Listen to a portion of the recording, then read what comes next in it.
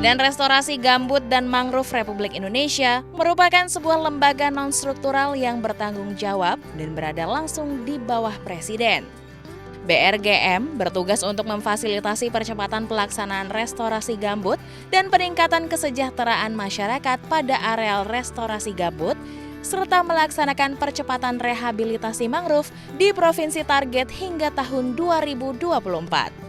BRGM memiliki target wilayah restorasi gambut dengan luas mencapai 1.200.000 hektar yang tersebar di 7 provinsi, yaitu Riau, Sumatera Selatan, Jambi, Kalimantan Barat, Kalimantan Tengah, Kalimantan Selatan, dan Papua. Sementara itu, tugas percepatan rehabilitasi mangrove seluas 600.000 hektar sudah berlangsung di 9 provinsi, yaitu Sumatera Utara, Riau, Kepulauan Riau, Kepulauan Bangka Belitung, Kalimantan Barat, Kalimantan Timur, Kalimantan Utara, Papua, dan Papua Barat. Sistem drainase yang buruk hingga lahan gambut yang kering merupakan penyebab utama rusaknya kondisi ekosistem gambut yang sudah mencapai kurang lebih 4 juta hektar. Hal tersebut menjadi perhatian besar dari pemerintah Indonesia untuk melakukan restorasi gambut dan rehabilitasi mangrove. Berbagai pendekatan dilakukan oleh BRGM untuk menanggulangi isu tersebut. BRGM menargetkan untuk melakukan rehabilitasi mangrove dengan metode memulihkan mangrove yang rusak dan mempertahankan kondisi mangrove yang masih berada di dalam kondisi baik dari ancaman kerusakan. Selain dukungan dari berbagai stakeholder, BRGM juga membutuhkan peran masyarakat yang tinggal di sekitar lahan gambut dan mangrove. Untuk mengetahui lebih jauh lagi, mari kita bahas bersama narasumber kita hanya di Speak After Lunch.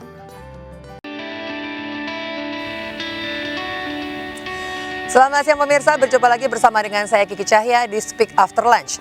Restorasi gambut dan rehabilitasi mangrove menjadi perhatian besar dari pemerintah Indonesia. Untuk itu sesuai dengan mandat Presiden yang tercantum pada Peraturan Presiden Republik Indonesia Nomor 120 Tahun 2020, Badan Restorasi Gambut dan Mangrove atau BRGM ditugaskan untuk melaksanakan percepatan restorasi gambut dan rehabilitasi mangrove hingga tahun 2024 mendatang.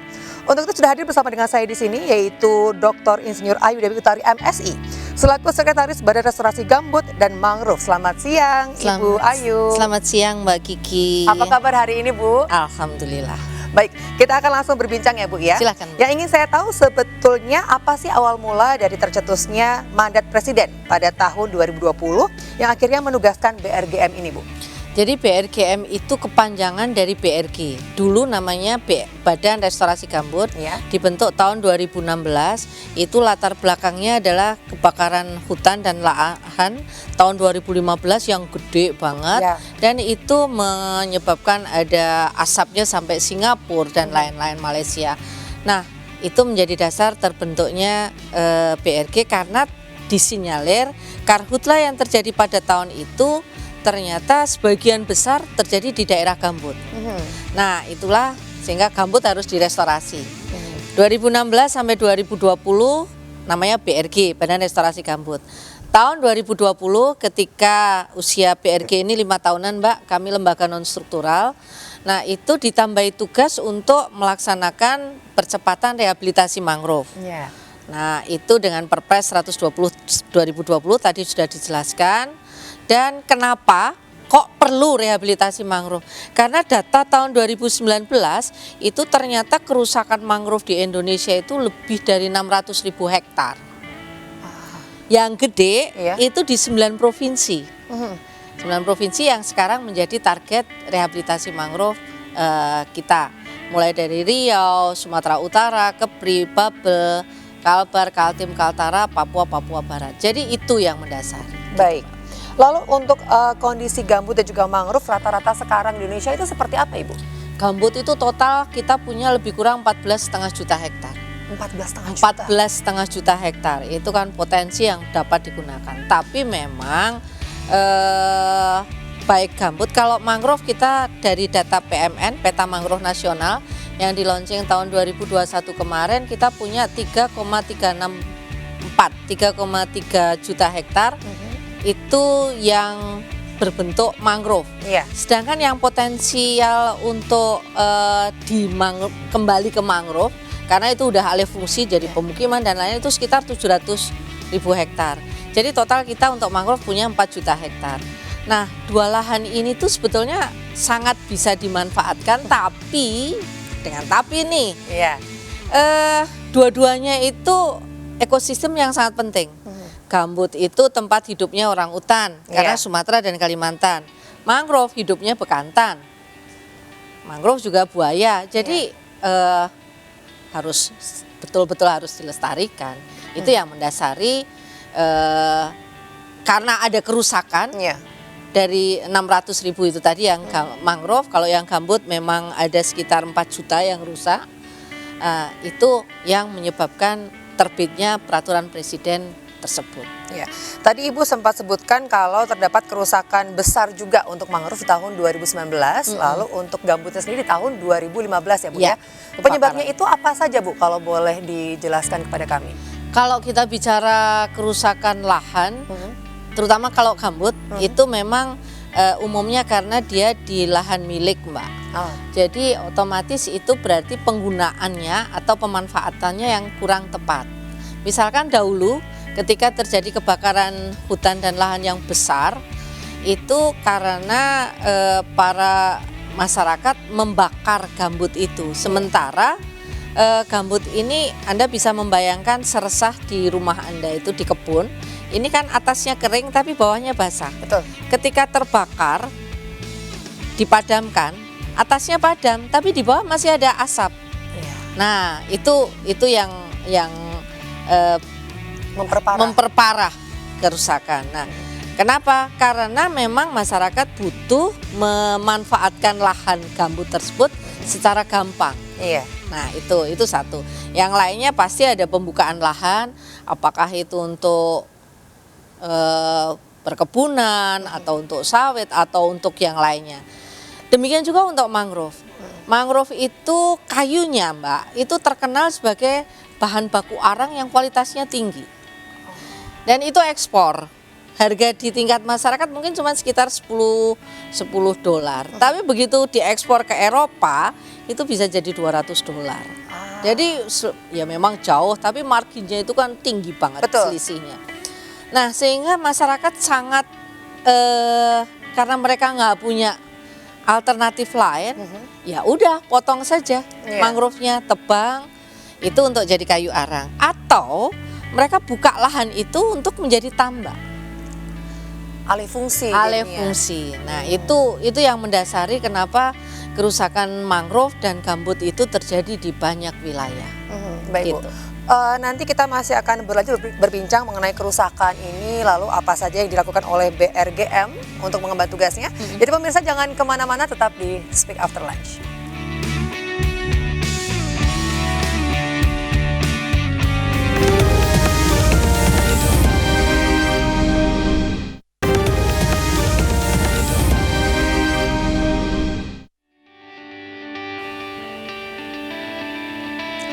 Kembali lagi bersama dengan saya Kiki Cahya di Speak After Lunch. Kita masih membahas mengenai tugas khusus dari Presiden untuk pulihkan lingkungan hidup.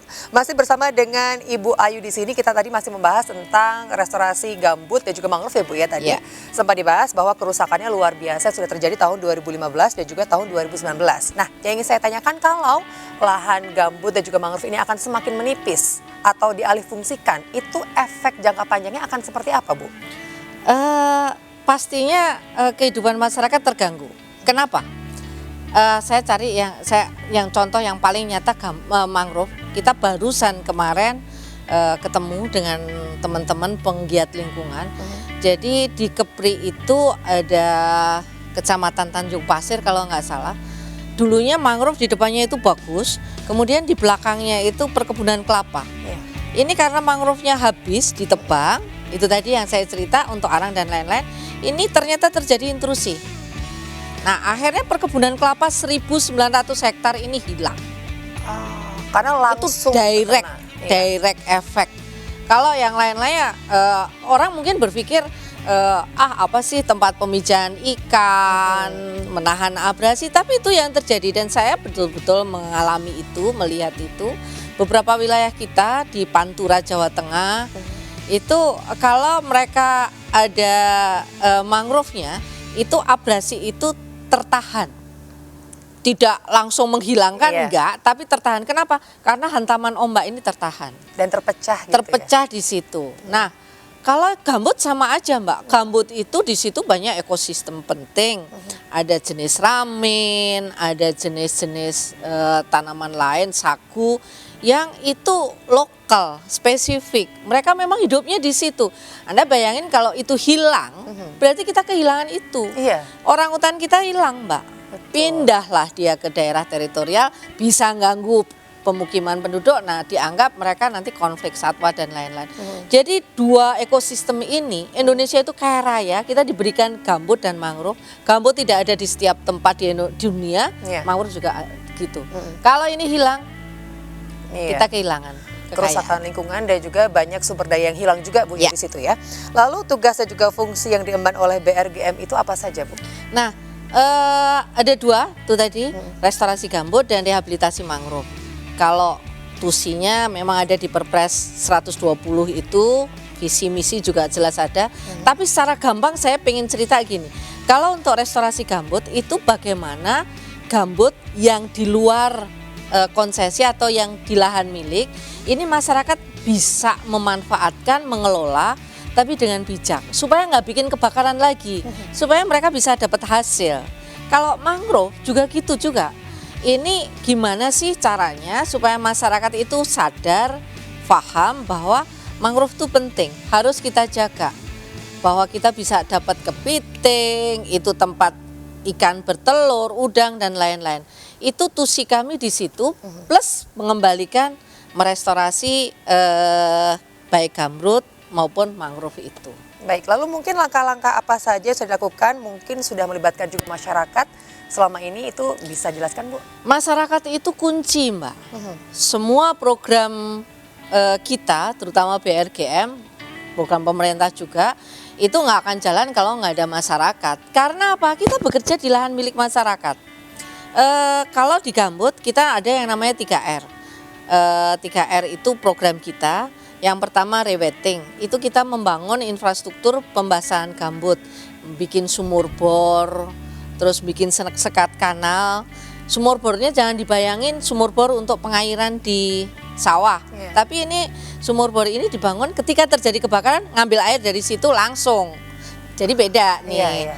Nah, terus kalau R2-nya itu revegetasi, kita nanam lagi karena begitu kebakar kan habis tuh tanamannya. Kalau R3-nya itu yang tadi saya sempat cerita, bagaimana agar kita memberdayakan masyarakat supaya mereka yang selama ini masuk ke gambut itu kemudian bergantung pada lahan gambut ini beralih mata pencahariannya. Itu R3 namanya pemberdayaan. Kalau mangrove itu kita nanam, pastinya juga sosialisasi, dan baik untuk gambut dan mangrove itu yang paling penting adalah mengajak masyarakat untuk sadar bahwa gambut mangrove penting, plus memberikan alternatif pendapatan kepada mereka. Ketika kamu depend on mangrove, maka hasil mangrove ini tidak hanya untuk kayu arang loh, tapi untuk madu dan lain-lain. Itu sangat penting. Lalu dampak positifnya yang sudah dirasakan oleh masyarakat mungkin Bu selama ini? Sudah, kalau yang gambut, karena udah dari 2016 ya Mbak ya, pastinya sudah banyak hasilnya. Dan di 7 provinsi ini kami dapat dukungan penuh dari pemerintah daerah. Itu luar biasa. Kalau mangrove, ini ada yang menarik. Ini baru dimulai tahun 2021 kemarin, karena 2020 akhir ya. 2021 kemarin kami melaksanakan program pemulihan ekonomi nasional. Saya langsung ketemu itu dengan masyarakat di Papua. Program kita itu account to account, jadi transfer dari rekening di sini bendaharawan langsung ke rekening pekerja. Itu otomatis mereka butuh KTP, butuh bikin buka rekening. Mbak Kiki, itu komentar masyarakat adalah kami nggak punya KTP pertama, sehingga kita bantu bikin KTP. Nggak punya NPWP, kita bantu bikin NPWP. Kemudian buka rekening. Terus mereka bilang gini, kami betul-betul merasakan pemerintah itu hadir bersama kami. Buat kami itu bayarannya ngalah-ngalahin yang lain deh. Karena direct langsung bisa dirasakan. Ya. Dan itu hasil dari situ, uang yang mereka terima itu digunakan untuk modal kerja, bikin ada yang jualan jus, Iya. ada yang ojek, ada yang untuk bayar sekolah anaknya. Kami puas Mbak karena salah satu tujuannya peningkatan pemberdayaan masyarakatnya tercapai, tapi nggak selesai 1 tahun loh, Iya. harus terus. Baik, lalu ini sejauh ini bagaimana respon masyarakat dengan adanya program ini Bu? Apakah dari awal sudah langsung menerima atau mungkin sempat ada penolakan atau ketidaksetujuan dulu di awal-awal? Tidak ada program yang langsung diterima Mbak. Pasti semuanya butuh sosialisasi, pendekatan. Gambut juga kayak gitu, makanya sampai ada program yang R3 itu tadi. Dan semua program itu harus dimulai dengan padiatapa Mbak, pendekatan kita ke masyarakat. Nah kalau yang mangrove, kebetulan saya udah nggarap mangrove itu sejak tahun 93. Saya selalu katakan sejak saya lahir jadi pegawai negeri Mbak. Dan karakter masyarakat pantai itu beda dengan di dalam. Mereka lebih keras. Ini kami sering mereka udah sepakat, oke, saya akan melaksanakan, oke, saya tanda tangan SPKS. Besok pagi mereka bilang enggak, saya nggak mau. Itu kalau cuma nggak mau nggak apa-apa. Betul. Kalau zaman dulu saya sering sampai dikejar-kejar pakai golok kayak itu karena ternyata nggak sinkron ya omongan 2 orang ini. Kadang-kadang kayak gitu. Tapi itu romantika dan itu sesuatu yang menarik dan alhamdulillah kami tetap bisa menjalankan. Dinamika di lapangan ya Bu ya. Baik, kita masih akan berbincang lagi. Jadi pemirsa jangan kemana-mana, tetap di Speak After Lunch.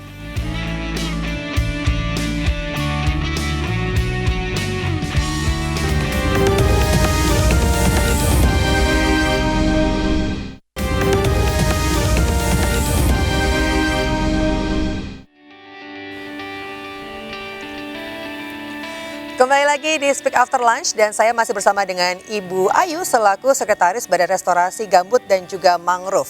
Ibu Ayu, ini yang ingin saya tanyakan adalah siapa saja yang terlibat Bu dalam program pemulihan ekosistem gambut dan juga mangrove yang sedang BRGM lakukan sekarang ini? Kalau yang terlibat pasti semua pihak Mbak. Karena apa? Tugas pemulihan lingkungan itu bukan hanya tugas pemerintah ANSI, kalau di sini KLHK. Maka yang di lapangan pastinya ada pemerintah daerah, ada NGO, ada aparat. Kalau kayak yang gambut Mbak, itu karena kita terutama ya 2015 dibentuk itu untuk menangani karhutlah, mencegah karhutlah. Itu kita banyak kerjasama dengan teman-teman Polda. Mungkin Mbak Kiki pernah dengar asap digital untuk pemantauan kebakaran. Nah itu kami harus terlibat di situ, termasuk ke teknik modifikasi cuaca.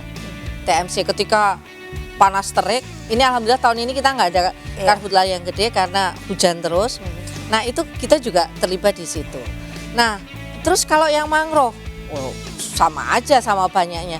Bahkan nih Mbak, kami sejak tahun-tahun kemarin itu kita kerjasama dengan perguruan tinggi, dengan Dikti ya, Kemendiknas, itu melalui program kedai kopi.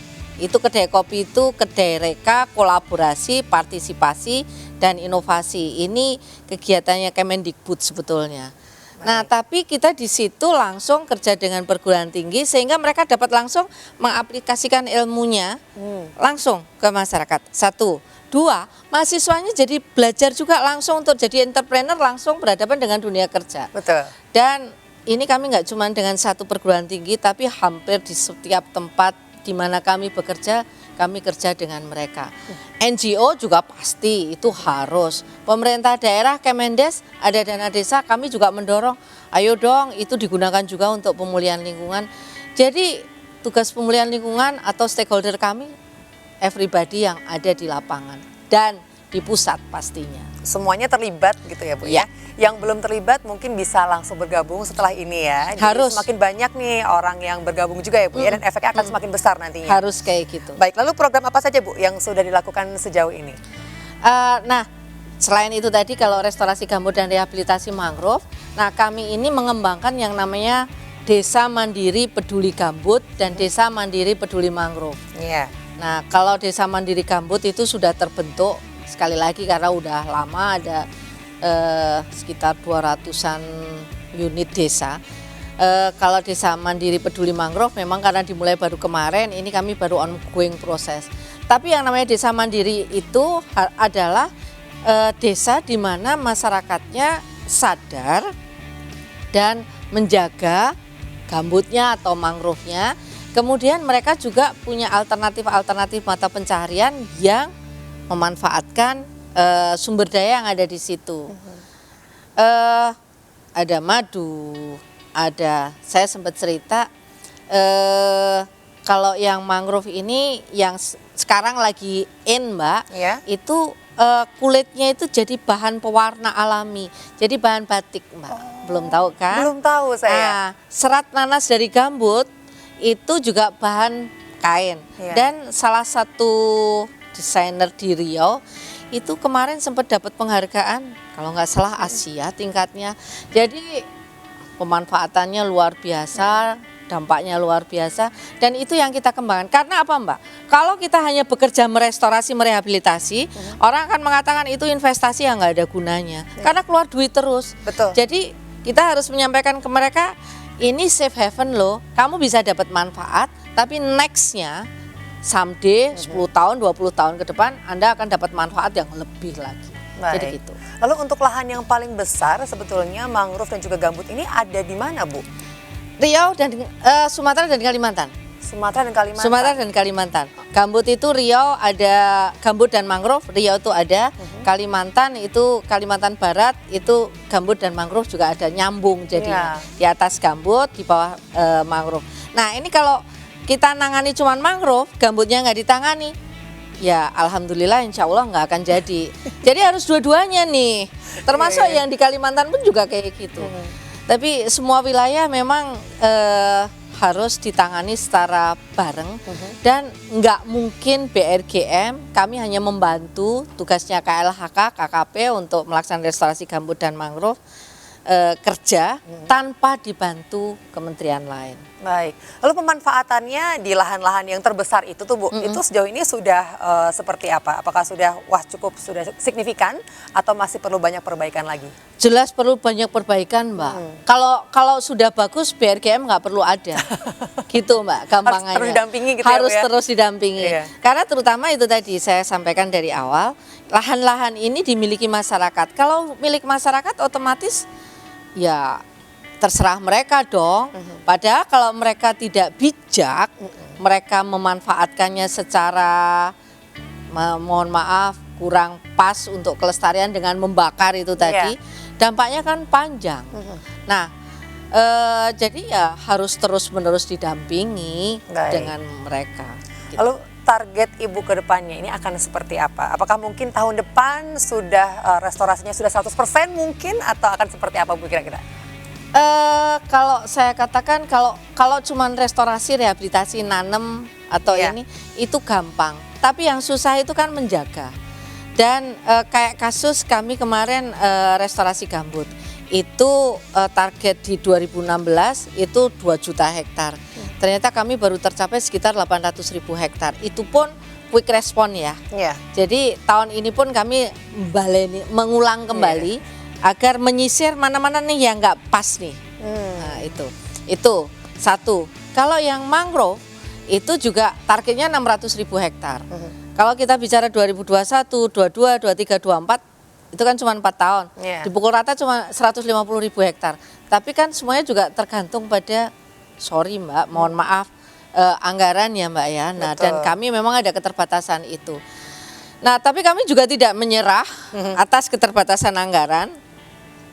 Itu karena sumber anggaran untuk rehabilitasi dan restorasi itu tidak hanya dari APBN, APBD, tapi bisa dari CSR, dari loan, hibah, dari filantropi, dari kewajiban perusahaan dan lain-lain. Jadi tinggal kita meng-create saja. Baik, ini tidak terasa kita sudah sampai di penghujung acara. Ibu, terima kasih sekali lagi Terima kasih. kepada Dr. Insinyur Ayu Dewi Utari MSI selaku Sekretaris Badan Restorasi Gambut dan juga Mangrove sudah hadir dan juga menjelaskan dengan luar biasa pada siang hari ini. Baiklah pemirsa, akhirnya saya Kica harus pamit. Selamat siang dan sampai jumpa. Terima kasih.